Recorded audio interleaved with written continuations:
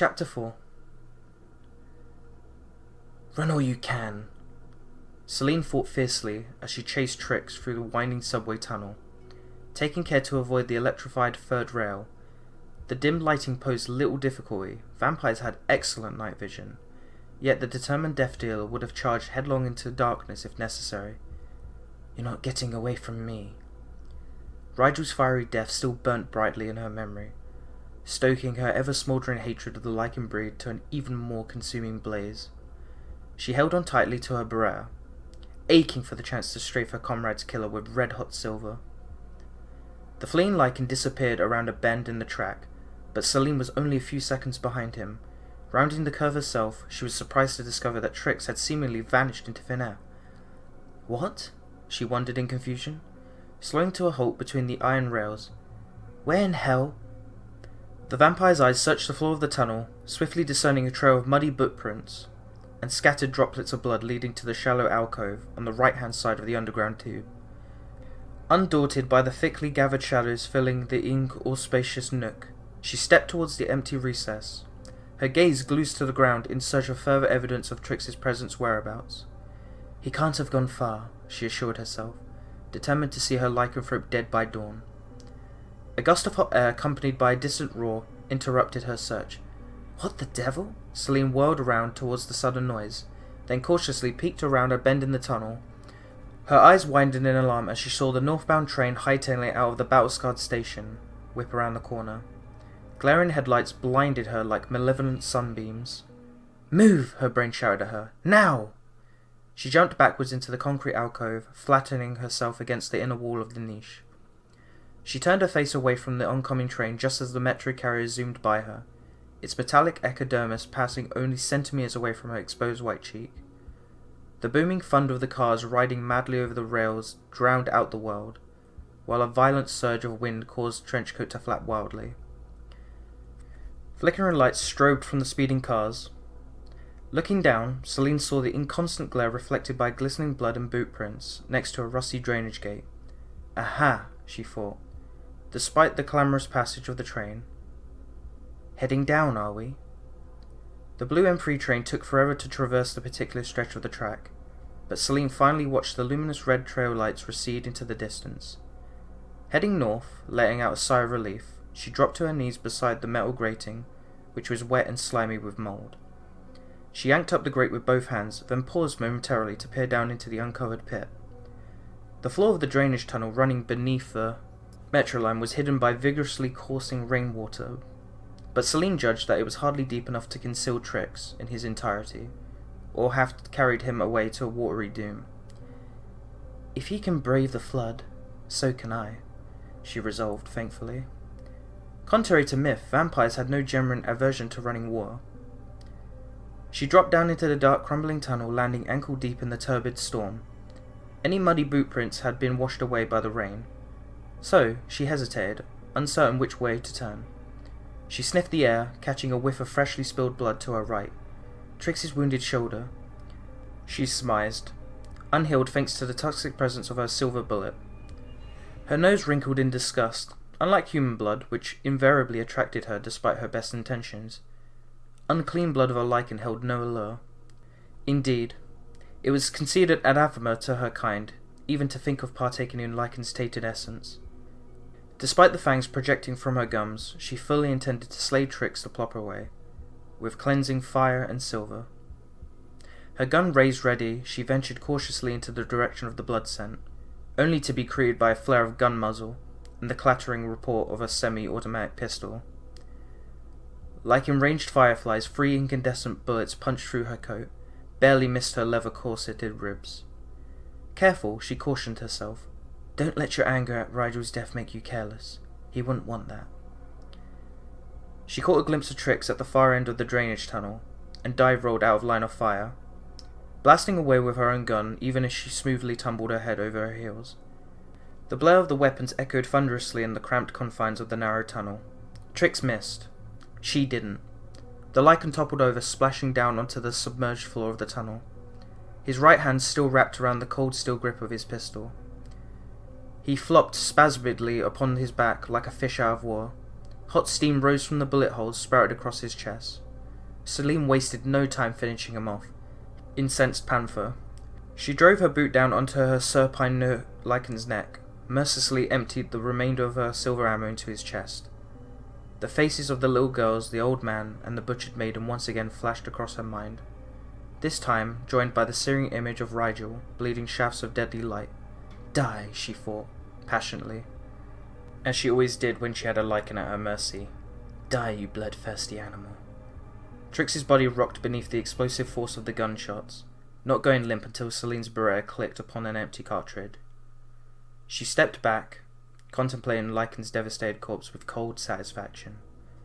Her gaze fell on the modified Desert Eagle, still locked in the dead Lycan's grip. Khan would want to inspect this new weapon, she realized. Thrusting the Beretta back into its holster, she bent and pried the pistol from Trix's stiffening hand. The painful radiance of the Lambert rounds forced her to wince and look away as she methodically ejected the ammo clip. An eerie silence fell over the lonely tunnel, broken only by the sibilant gurgle of draining water. Then a deafening roar came from the subway tracks above. Another speeding train, Celine wondered anxiously, or something far more dangerous. No longer trapped in the puny shape of a man, Reyes exulted in his regained strength and speed. There were certain advantages to a human form, granted, such as an opposable thumb and the ability to blend undetected amidst the gullible mortal herd. But when he became a wolf, he became his truer, more primeval self. Guns and knives were all very well and good, but nothing equaled the sheer unbridled exhilaration of tearing apart a foe with your own teeth and claws. The blood of his latest prey still stained his matted black fur, while bits of undead flesh and gristle lodged between his serrated yellow fangs.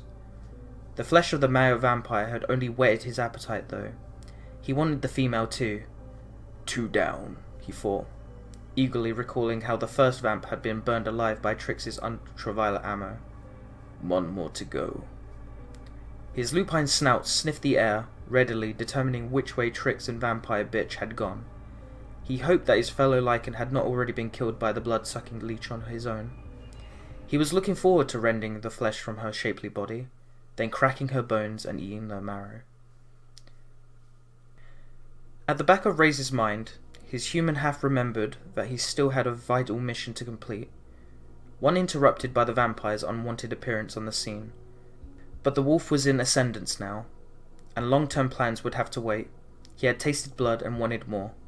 I'll find that miserable human later, he promised himself, before bounding down the tunnel after his prey. His muzzle twitched in anticipation of fresh meat as he quickly located the open grate and dropped down into the waiting drainage tunnel. Stalking forward on 2 legs, the transformed werewolf stopped beneath the low ceiling of the mouldering conduit, his tufted ears brushing against the crumbling brickwork. Gunshots blared loudly ahead of him, then abruptly fell silent. The acrid stench of gunpowder reached his canine nose. Had Trix eliminated the she-vampire, he wondered? Or the other way round? Warding through the turbid war, he advanced towards the sound of fleeting battle, his knife-edged claws extended before him. The fact that he only smelled hot Lycan blood, not the tepid red ichor that flowed through a vampire's veins, gave him cause for concern, which was promptly validated by the sight of the female vampire bending low over the fallen remains of his fellow lycanthrope. Tainted by the vampire's cursed silver, Trix had died in human form, unable to change shape as Reyes had. The crouching vampire had her back to Reyes, apparently unaware of his approach. Freshly black lips peeled back hungrily, exposing the werewolf's blood-stained incisors, as he crept forward, eager to avenge the death of his pack member. Sinewy muscles tensed in expectation, and saliva dripped from the corners of his mouth. The vampire was easy prey. With a ferocious roar, he pounced at the vampire, who surprised him by twisting around at superhuman speed and hurling 4 coin-like silver discs at the charging werewolf. Razor-sharp blades snapped out of the discs, turning them into deadly silver throwing stars. Shards of jagged pain mixed with feral rage as the flying shuriken sliced into the werewolf's massive torso. He reared backward, growling in fury, his claws slashing fruitlessly at the air. Goddamn blood, he howled inside, the angry curse emerging as an inarticulate snarl. You'll pay for that, you sneaky bitch. But the vampire was already gone. Her perforated trench coat flapped behind her, as Celine ran like hell away from the injured werewolf. She had no illusions that a handful of throwing stars would be enough to bring down a fully transformed alpha male like Ray's. With the last of her ammunition buried deeply in the corpse of the smaller Lycan, discretion was clearly the better part of valor. Killing Ray's would have to wait for another night. At least I avenged Rigel, she thought, her boots splashing through the muddy rain war. She only hoped that Nathaniel had survived as well. Celine ran for her life, undead veins surging with adrenaline, listening carefully for any signs of pursuit. She was surprised to hear a burst of frenzied growls and wild human cheers coming from somewhere nearby. What in the world? She thought. Dying around a corner, she spotted rays of filtered light shining up through a rusted metal grate, not unlike the one she had used to enter the decaying drainage system. The boisterous roars and shouts seemed to be coming from the same direction as the unknown light. Curious, despite her presence jeopardy, Celine warily stepped towards the grate, trying to peer downward through the mouldy iron slats. Before she could see anything, however, she heard heavy paws trampling noisily through the tunnel behind her, accompanied by a rumbling growl that were growing louder and more inescapable by the second. Rays, getting closer. Damn, she thought, realizing there was no time to investigate whatever was creating all the commotion on the other side of the metal grating. Escaping rays had to be her first and only priority. But I will be back, she vowed, running like mad away from the oncoming werewolf. Monstrous claws scraped against the floor of the tunnel behind her as she searched for the quickest available route back to the surface. I'm going to find out everything that's hiding down here, assuming I ever get out of these tunnels alive.